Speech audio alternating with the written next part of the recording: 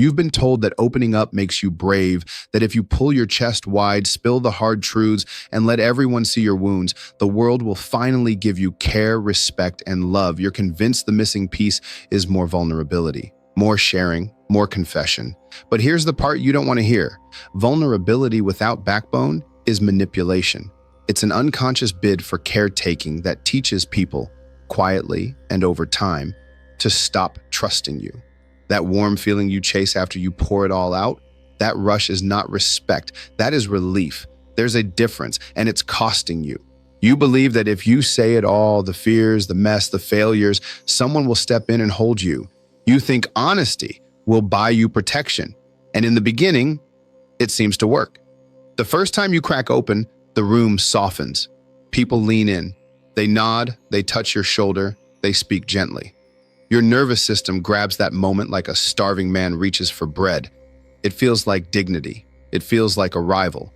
But your nervous system is not a judge of character. It's a thermostat for comfort. And comfort can lie to you.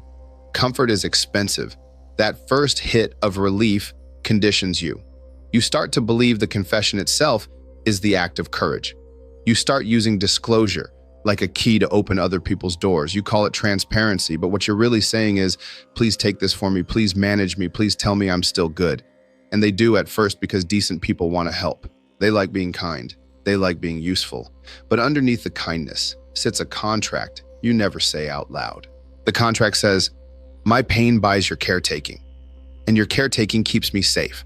My trembling voice is the coin, and your reassurance is the product. If you give me enough soothing, I'll promise to get better. And if I don't get better, it's because you didn't soothe me right.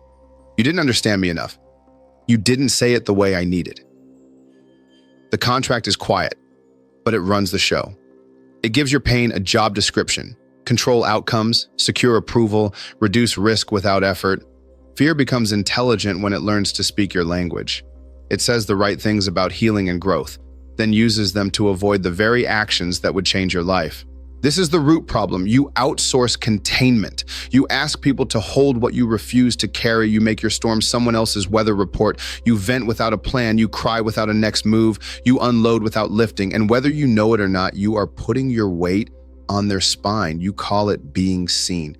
They feel it as being used because you leave the room lighter and they leave the room heavier. There's a word for turning your relief into someone else's burden. It's not intimacy, it's dependency dressed like depth. Watch what happens over time.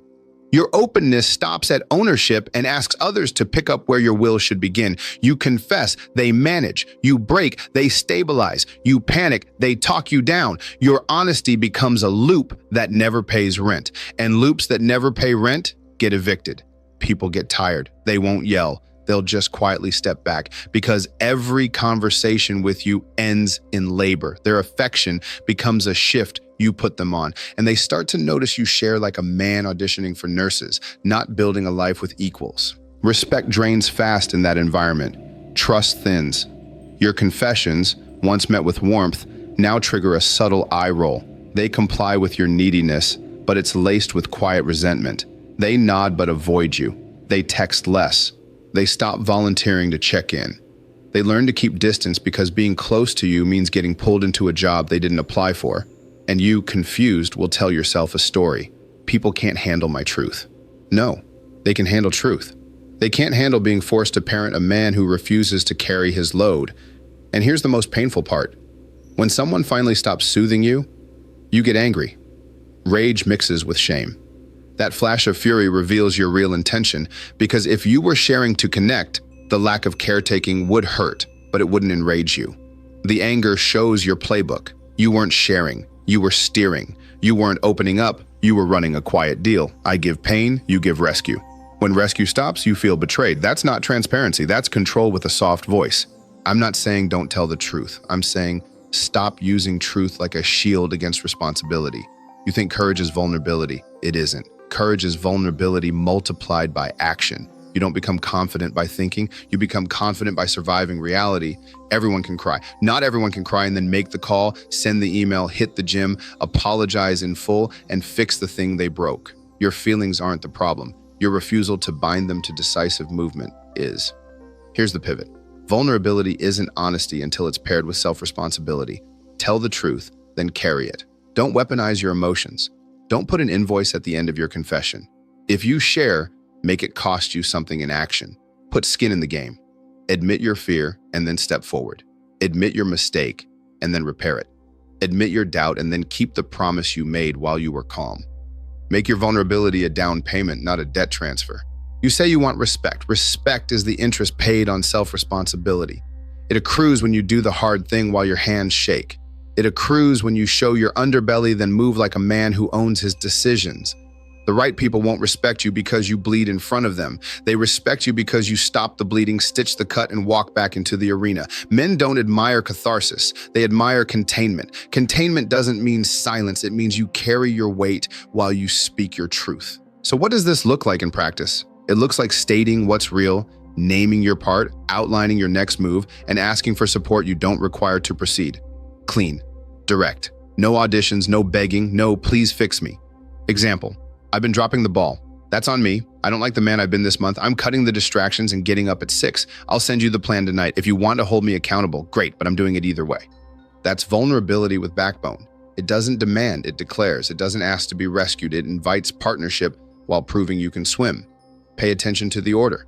Truth first, ownership second, action third, optional support last. Not the other way around. When you reverse that order, you create a hostage situation. People feel it, they feel the hook, and the stronger they are, the faster they'll pull away. Strong people are allergic to hidden contracts. They will not stay in rooms where emotions are used like ropes. And let's be real, if you can't carry your feelings, how are you going to carry the weight of a vision? How will you lead a team, love a woman, raise a son, if every surge inside you must be handled by someone else? Leadership is emotional resistance training. Discipline is internal load-bearing. Masculinity isn't a costume, it's capacity. People don't need you to be stoic to the point of numbness. They need you to be reliable in the presence of chaos. That's what trust is built on. Reliability. Not perfect calm, consistent containment. Yes, open your chest, say the thing. But follow it with a move that proves you're not just performing pain. Pain without movement is theater. Pain with movement is transformation. Men who transform don't beg for permission to change. They change. Then they let their new behavior do the talking. You want a mantra? Try this. I'll tell you the truth, and I'll take care of it. Short, non-negotiable. You live by that line for a year and you won't recognize your life. Be warned, your fear won't applaud this. It will whisper a different story. It will say you're being cold, you're being distant, you're not letting people in. That same fear has been dressing up as virtue for years, and you've believed it because it felt gentle. Remember this, fear becomes intelligent when it learns to speak your language. It tells you to be authentic, then talks you into offloading your weight onto anyone who will take it. Don't confuse emotional dumping with intimacy. Dumping is easy. Intimacy is costly. Intimacy demands you show your mess and still bring a mop. Some of you will say, but what about when it's too heavy? Good. There are times when you're on your knees. There are seasons that break a man's breath. In those moments, ask for help like a warrior calls for another sword, not like a child begs for a parent. Be explicit. I'm getting crushed. I'm still moving. I need a hand for the next mile, not a wheelchair for the rest of the race. That frame changes everything. It honors the people who help you because it respects their energy. It honors you because it declares your agency, even inside pain. You've been tricked into thinking the goal of opening up is to feel better. No, the goal is to become better. You can feel worse and still be winning. Comfort is expensive. You pay for it with your future. Stop using emotions to get discounts on effort. Start using them as fuel to do what you already promised yourself you would do. Your sadness doesn't change your reps. Your fear doesn't erase your word. Your anger doesn't cancel your mission. Channel them, tilt them into action, put them to work. And if you keep wondering why your relationships feel shallow, look at this. People are starving for men whose openness rings with steel. Men who can say, I'm scared and I'm going anyway. Men whose apologies end with, here's how I'm fixing it, not, do you still love me? You want devotion? Be dependable. You want respect? Be responsible. You want desire? Be dangerous to your own excuses. The life you want is hidden behind the actions you avoid. Every man must decide, who he's training to be. Are you training to be a confessor who gathers pity and loses ground? Or a builder who tells the truth and keeps building while the cement sets? Builders bleed too. They just bleed forward. They turn crisis into commitment. They make promises in the dark that survive the daylight. They are not ruled by their audience. They welcome witness, but they don't need applause to move. That's the difference between boys and men. Boys want to be held. Men want to be counted on. When you understand this, your whole style changes. You start speaking in clean lines. You cut the fluff that used to be bait. You stop preloading your voice with tremble to fish for a hug. You develop a way of being that says, I will not transfer my weight to you. I will carry it next to you. People relax around that. They lean in because strength is safe. They trust you with their own truth because you won't dump back on them. Your presence becomes a place where storms get named and ships still sail. And let me say this to your ego. Your grand explanation is not an act of leadership. Nobody needs a 20-minute monologue about why you drank, why you quit, why you ghosted, why you scrolled your life away. They need one sentence that takes responsibility and the next two sentences that outline your steps. No poetry, no self-praise about your newfound insight. Insight without movement is a mirror on the wall. It reflects a man who never leaves the house. You're worried that if you stop leaning on people, you'll be alone. Backwards. When you stop leaning, you become a man people want to stand beside. When you stop demanding rescue, support floods in because you've removed the hook. You ask clearly, you want it, but you don't need it to move. That difference magnetizes quality people. They know you won't drown them. They know being near you won't cost their sanity. They know your bad days won't become their job description. There's another benefit you don't see yet. When you make your vulnerability carry weight, your own respect for yourself skyrockets. You stop negotiating with the mirror. You stop hiding behind big feelings and start earning a quiet pride. Not the loud performative kind. The kind you feel alone at night when you review your day and realize you didn't betray your word to buy relief. That pride is addictive. It rewires you. It makes discipline feel like alignment, not punishment. And from that state, confidence shows up like a natural consequence. You don't have to pump yourself up. Reality has already stamped you. Don't get it twisted. This is not about becoming hard and silent. Dead stone doesn't lead. This is about building a spine strong enough to let your heart be seen without asking anyone else to hold it up. You'll still cry. You'll still say, I'm scared. You'll still admit when you have no clue how to fix the mess. But right after that, you'll say, here's what I'm doing next, and you'll do it. That sequence turns your pain into signal. It tells the tribe, he feels and he moves. That's a man people will follow. Some of you are angry right now. Good. Let it sharpen you. Let it expose the parts of you that have been bargaining for love. You can't respect yourself while you're negotiating your dignity in back rooms of whispered confession. Step into daylight. Make a straightforward deal with yourself. The truth leaves my mouth attached to a plan. No more dumping, no more hidden invoices. If I ask for support, I bring my own legs. So I'm not here to hug you into your next level. I'm here to corner the part of you that keeps collecting comfort and calling it progress. Stop telling the story that people just don't get you. They get you. They're just done paying for your lack of containment. You've been depending on warmth to do the job of will. It never will. Warmth is a reward, not a power source. Own the generator. Use heat to soothe, not to substitute.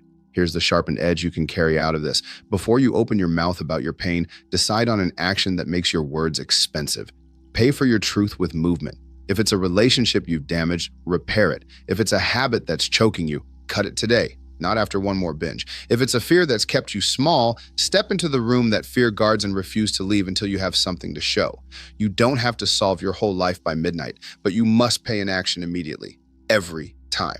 That's how you teach your nervous system the new rhythm. I feel, I face, I move. There are men right now who will hear this and go back to the old pattern. Softer words, softer days, softer spine. They'll call it sensitivity. They'll get the same results they've been getting. Polite distance from strong people, attention from those who like projects, and a body that knows he's lying to himself. Don't be that man.